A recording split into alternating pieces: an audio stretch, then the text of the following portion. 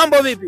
Mambo ni safi kabisa bana, mambo ni mazuri kabisa. Msima lakini? Mimi wa afya kabisa. Watoto wajukuu wazima? Wote wazima kabisa. Pendeza kwa kweli, nashukuru sana. Nilikuwa najuaga kama unaigiza kwa wewe ni mzee ni babu, kumbe ni babu kweli. Mimi nikasema kweli, nimesema hapa nilipo nina miaka mingi, kwani inang'ata au ing'ata? Haing'ata. Maana yake nina njaa na sikuta nimeng'ata.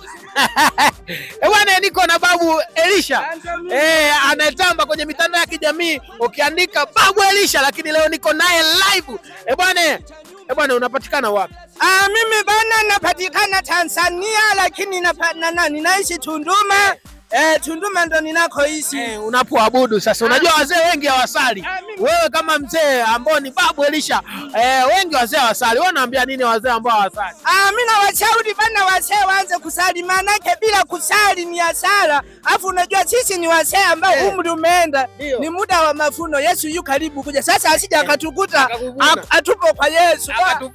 Akatuvuna. Inabidi atuvune wakati tupo kwa bana. Mimi nasali fundisha chini kila siti. Kwa mchungaji William Bilo.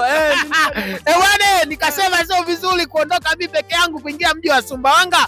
Bwana, mtu wa Sumbawanga mimi nakuja. Nikisema nakuja mwezi wa 7 natia timu. Bwana, nitakuwa na babu Elisha.